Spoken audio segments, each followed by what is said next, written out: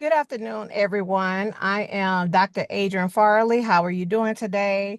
I am doing a very special podcast for Eduviture Wisdom for educators. I'm talking about something so critical, um, so scary, so concerning. Um, if anyone does not know, I am a special educator. I love special ed. Those are my babies. Those they're my heart. No matter how much they might work your nerves, those are your babies. Those are my babies. I love them to pieces. And so I want to talk about what just happened as of last night in terms of gutting out special education. And so last night, I pondered and I prayed and I thought about how this is going to be a ripple effect within the next few months to a year or two.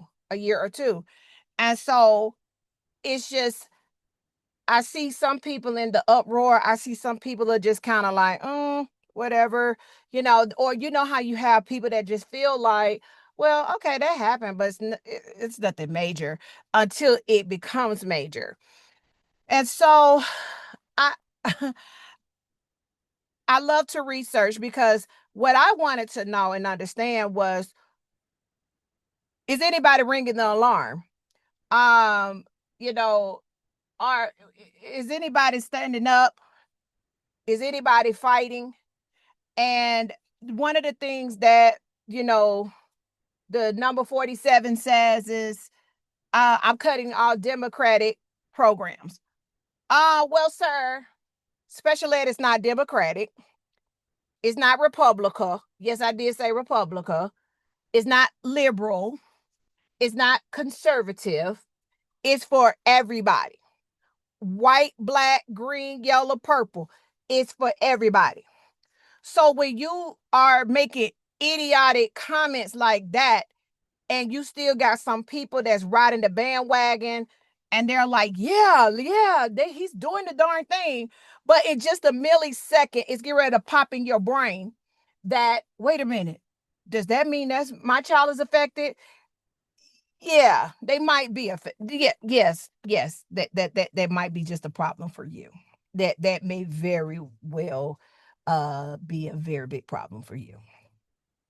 And so I want to talk about it because I have a few frustrations. I have a lot of frustrations, but some of the few things that I get upset and I get frustrated about is, number one, as educators, we don't speak up for nothing. Well, I do, but there's a lot of people that are scared to speak up because of the fear of retaliation, because of the fear of, oh my God, they might try to fire me or they may try to move me somewhere else, so therefore I won't become a problem.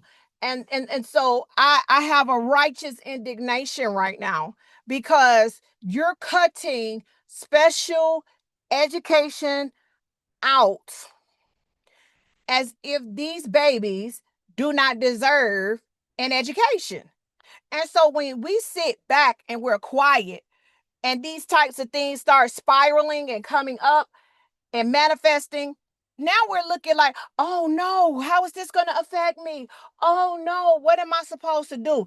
This is why I have always encouraged families, teachers, administrators. Listen, you have to keep talking. You have to express yourself. You have to be able to stand before legislators and say, listen, this is what's going on in my district. Hey, this is what's going on in the schools. How do we change this? How do we curveball this so we won't have to be sitting here scrambling, trying to find different alternatives or different ways to try to to try to take care of these types of things. And I'm curious to sit back now because I want to see how many educators, how many leaders, district leaders, school leaders, how many people are about to really stand up and put the voices out there in this atmosphere and let these people know you are not going to control the narrative of You know what I'm saying? Control the narrative of anything. You're not doing that, especially when it comes to education. I want to see how many parents get ready to stand up because I'm seeing them. They coming full fledged on TikTok. Like they are coming full fledged. I'm talking about the parents that have sent me notices saying, hey, you could go ahead and do the IEP meeting without me. Or the parents that just sit there and be like, mm-hmm, mm-hmm. I need to know now that you are potentially in jeopardy. How much of your voice will you start releasing now? Because it's no more, mm-hmm. Well, if that was the goals you want to give them, no ma'am, no ham, no turkey. It's time for you to start getting educated. It's time for you to start learning. It's time for you to start growing, understanding what is happening. Because trust and believe. This thing is getting ready to spiral very, very quickly. This is not something that's going to take 10 years. This ain't something that's going to take 5 years. This is immediate. They are trying to push this envelope as quickly as they can. So I'm ready to show y'all something. So I wanted to share my screen because one of the things that I wanted to talk about was this right here. This right here. This right here. My concern is how can IDEA possibly function? Okay. And so as I was looking at this article, you can go on k12dive.com and you can find this article. Do you see this right here? 4,133 people. Mm-hmm. That was due to the layoff, early retirement, staff buyouts. As of Friday, 466 employees were impacted. Mm-hmm. Yep. And now we're looking at they're probably going to do more. And it's kind of like, wow, what are we supposed to do? And it said that they're going to plan to furlough 95% of non-federal student aid staff for the first week. That was back in September the 28th. Yeah. Yeah. Yeah. The administration proposed the fiscal year 26 budget. Level funded IDA at 15.5 billion despite an overall 15% drop in the recommended agency budget. Yeah. And I want y'all to see this because this is important. This is important that you read and that you learn and you understand exactly what is going on. Because they're not going to tell you the truth. They're going to gaslight you and thinking that they're doing something and they're really not. This is serious, people. This is serious. This is the next one. I love Education Week, edweek.org. And grants that support these services potentially may be gone. Y'all need to see this now. I'm showing you all this for a reason. This is very, very important information. You could go to edweek.org and you can go to k12dive.com. This is the stuff that they're talking about. Now, advocates are trying to get up out here, and I love that the advocates are trying to stand up because now they're trying to figure out how in the world are we supposed to try to fight this thing? This thing is bigger. It's bigger than special ed. This thing is bigger than special ed. This is dealing with your children.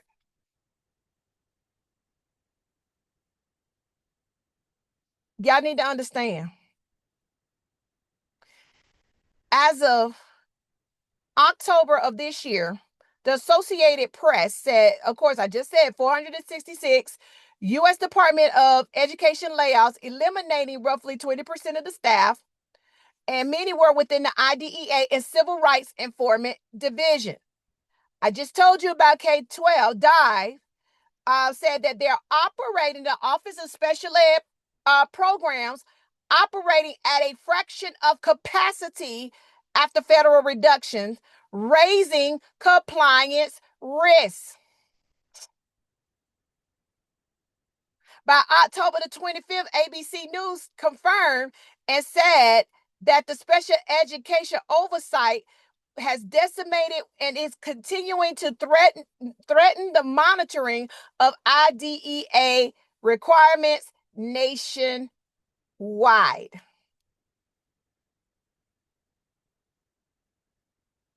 Y'all don't think that y'all still think that they care?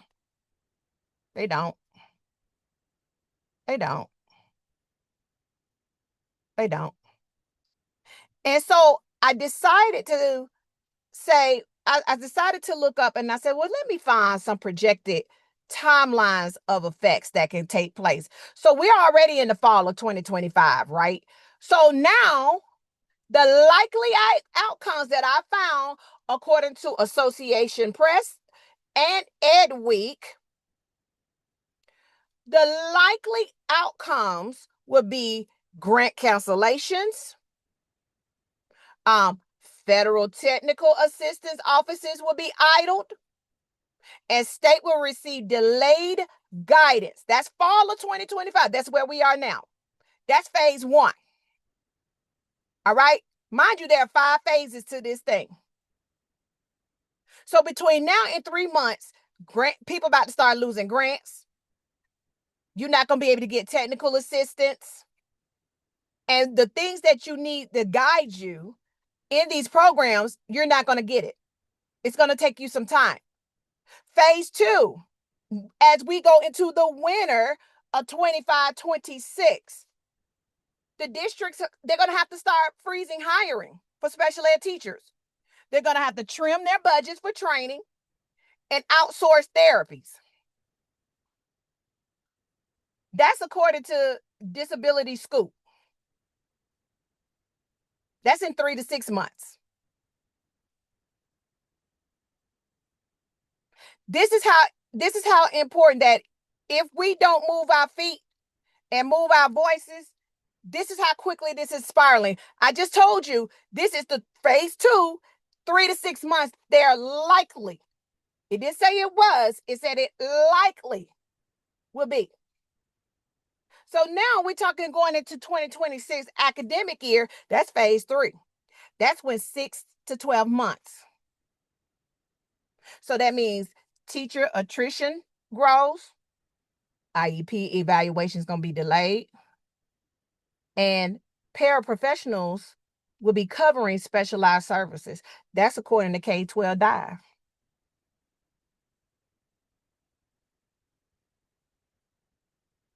Six to 12 months. Phase 4 is in 26 through 28. And that's the first through third year. That means that district inequities will widen. Wealthier systems going to absorb costs. Poorer systems going to lose statements, citing and compliance, and lawsuits are going to increase. Can you imagine how many lawsuits are going to fly like Tweety Bird around here? And it delays the process even the more because now you have to stand in line with your lawsuit and wait for them to get back with you so they can hear your case. The final phase, phase 5. That's from 3 years and beyond 2028. The special ed teacher pipeline going to collapse. Fewer early interventions will be available, widening achievement and life outcome gaps. That's according to ABC News and Association Press.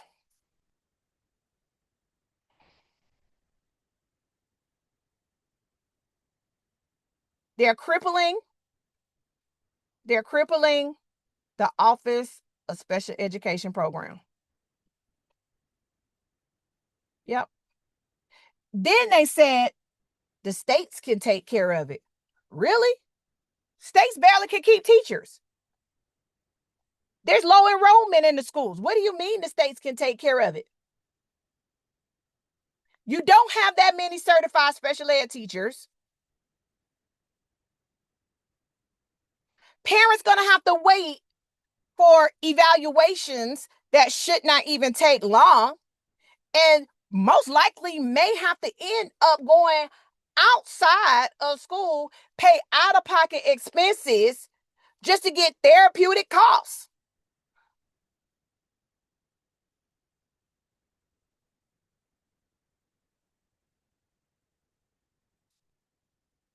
So guess what? Wealthier districts, they get to cushion those losses, which means that low income communities may see the sharpest regression in inclusion and achievement.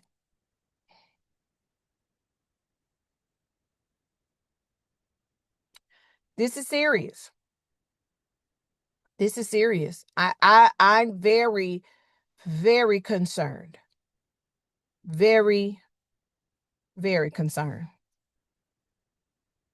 And some of what I am hearing, some of what I am reading and listening to, they are trying to say like maybe late 2025 of this year, early 2026. They proclaim that Congress could pass a version of the full funding act or incorporate increased IDEA funding for the fiscal 2026 budget. And then they talked about potentially this 2026 budget cycle that may provide new and higher funding levels that will flow to the states and districts, if implementation and the rulemaking moves quick, meaning they got to get this done now. They can't be dragging their feet. So by the next school year, 2027, 2028, the states can use those new funds to hire their staff back, expand services. You can reduce unmet needs and improve monitoring. And of course, beyond 2028, their plan is to hope that systemic reinvestment in special education would occur. And though equity of distribution and oversight will still be critical. This is real, y'all. This is real. This is what's happening to our young people. And I have to tell you, special ed kids are some of the most intelligent kids that I have ever dealt with over years. They are the strongest community, no matter what their disabilities are, no matter how much they struggle. Those kids, you have the right teacher in the right moment, in the right environment, and you have support from leaders, you have support from other teachers in the building. You will see how well special ed kids will grow. This is why I'm always stomping the ground talking about data, data, data, data, data. This is why. This is why I'm like, kids that's in a gen ed population that needs potentially special ed services. Not all, potentially. Ain't nobody worried about them. So they're gonna fall through the crack with the special ed kids. And so now we're gonna have kids sitting in the middle school, going into high school, still on the elementary school level, and then high school still sitting on the middle school level. This is why I fight and I talk about school leadership. If you do not know how to lead, that means listen, that means sometimes follow, that means sometimes compromise, that whatever it takes.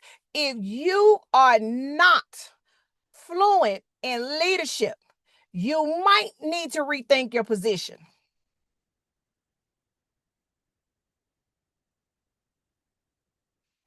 This is serious.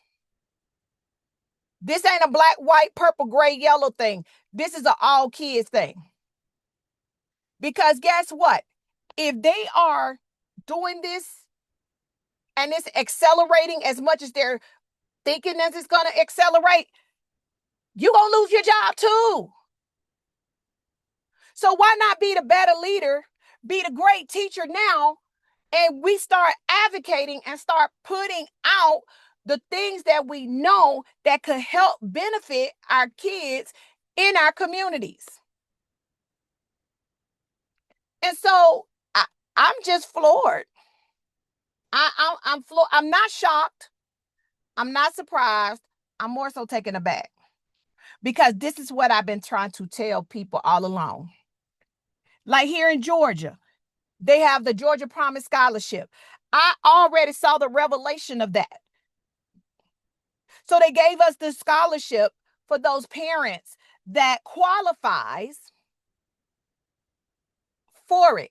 But here's here's the caveat. In order for them to qualify for that particular scholarship, they have to be zoned in a school district or a school zone that's quoted failing schools. Y'all don't see that? You don't see how that's coming into play? So guess what I'm going to do? I'm going to create a scholarship for $6,500 a year. Y'all can sit here and be like, oh, they ain't going to do nothing. Let me tell you something. Folks know how to make money stretch if it comes to their children's education. So now you got to think, I have low enrollment across the district, across the state.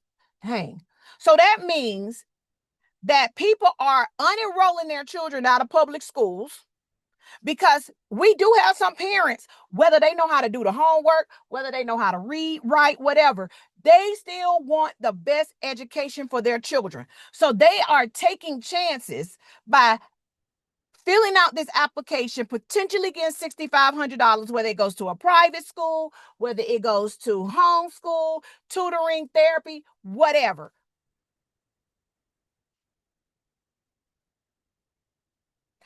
You don't see what they're doing? And who's the most disenfranchised culture? Black and brown children. Y'all don't see that? So last year they had over 15,000 Georgians fill out this application. 8,000, I think it was approximately about 8,000 got approved. That's kind of why you're starting to see low enrollment right now. So, because you have to be in a failing school district, what does that say about your community and the school in your community? That means somebody not doing something right. Because why should any school be on any failing list, any promise list? Why?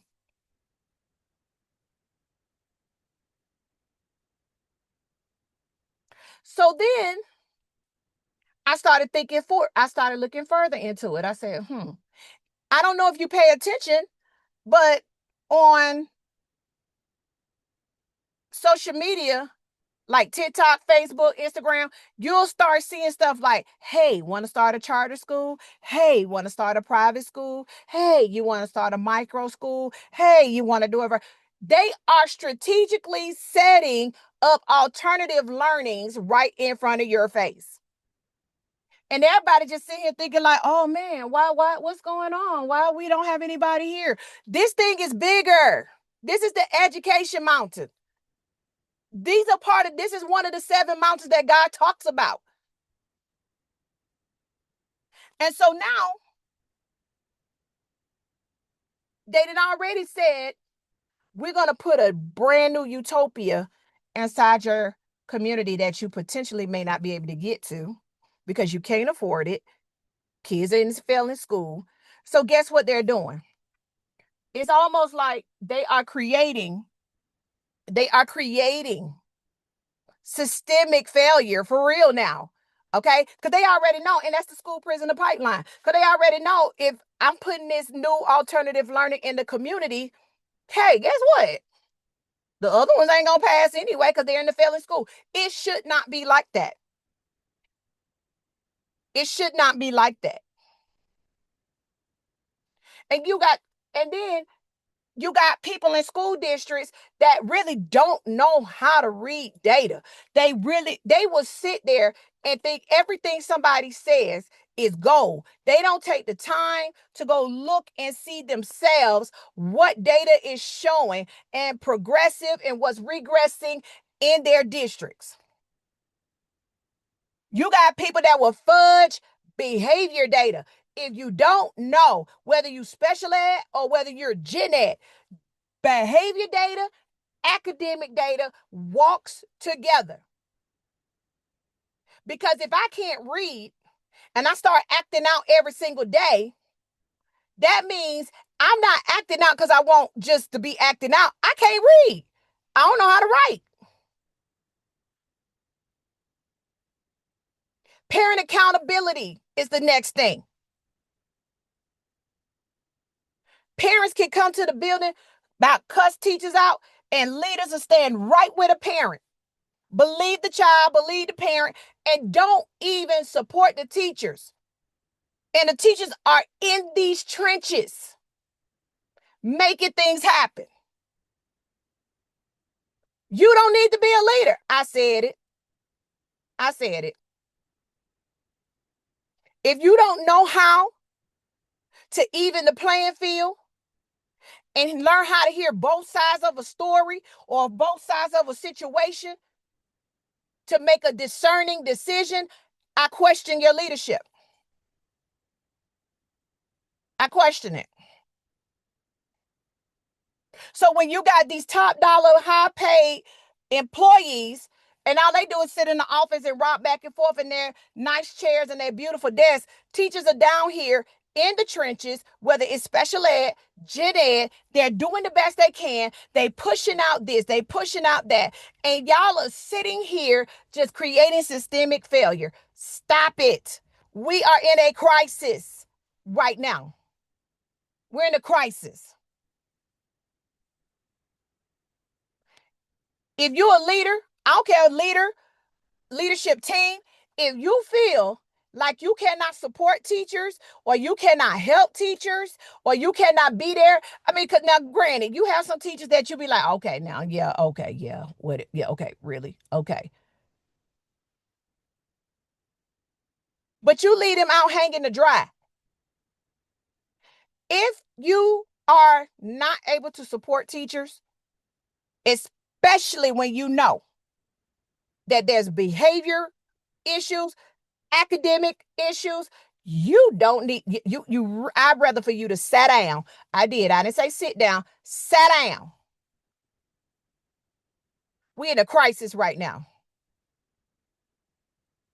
We don't have time for dissension, discord, confusion, ugliness, backbiting, betrayal, stabbing each other, two-faced. We ain't got that kind of time because everybody's job on the line now.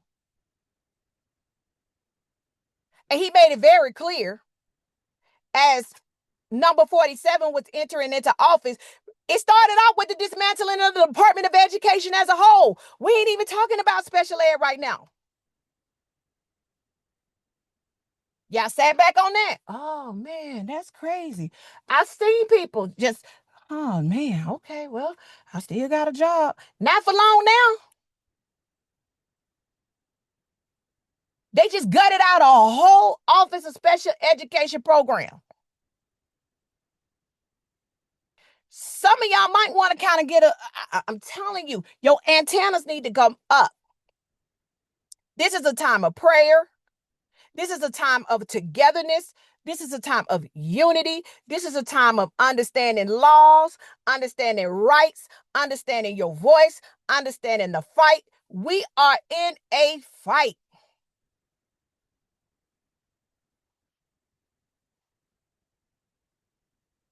And I said I was doing a special one today.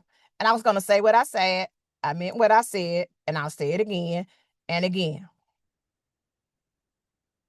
We cannot afford to be pent up against each other Everybody has a role to play in this now. Everybody has accountability. Everybody has a responsibility.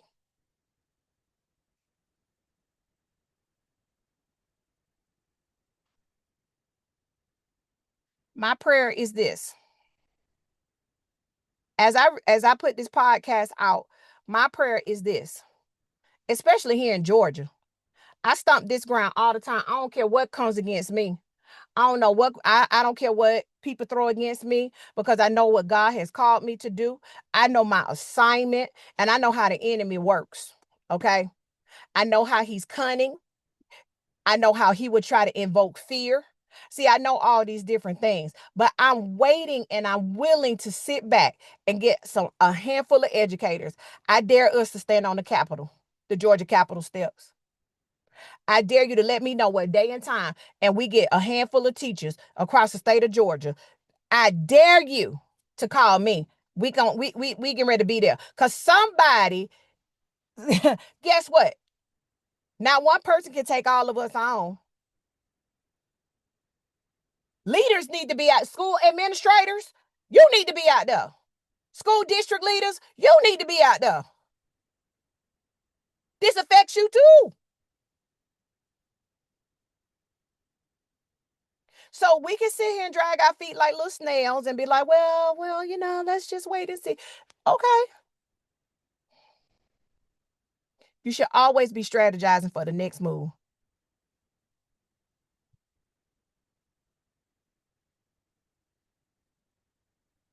So my prayer is this, that I hear more from educators. Are you ready to fight? Are you willing to fight for your babies? Parents, are you ready to fight? It's time for us to start cracking open these law books now, baby. The Bible says you perish with the lack of knowledge. See, when you don't know nothing, you get caught up. We can no longer get caught up no more. It's time to start cracking open all this technology we got. It's time. It's time. It's time. My prayer is that I hear more from educators, parents, school leaders. What you want to do? I don't mind at all stumping the ground because I'd be darned if we get ready to sit back and just watch this thing crumble to hell and we just sit back looking like, no, this is not that time. And so on this podcast, there will be more of this coming. I'm going to have more discussions. And as I continue to do my research, I'm going to continue to educate you all as well as I'm educating myself. It's time to be a game changer.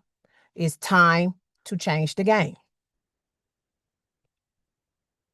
They're not fighting fear right now. So now we got to get together and take it by force and let them know we're not having that. So I want to thank you today for giving me some time to be able to share not only the information that you needed to see, not only hearing data points and percentages. Thank you for allowing me to share this. I pray that it hits the heart of who you are. And I pray that we can all come together, join arms, lock arms in, and start making changes to this thing. Because it just got real. Yep. It just got real. So again, I'm Dr. Adrian Farley. Thank you all for joining me on my podcast, EduVenture Wisdom for Educators. Please know that you can go on YouTube, catch all of my episodes that I have done. You can follow me on Facebook, Instagram, LinkedIn, TikTok under EduVenture Wisdom for Educators. Um, you know, wherever you decide, you can, and also TikTok. I'm sorry. So wherever you want to send your comments, information, ideas, suggestions, you can follow me, put them in my messages. I look at every message. I have a righteous indignation, and it's time to fight. So tune in next time to our next episode on Eduvention Wisdom for Educators. You all have a blessed day. Goodbye.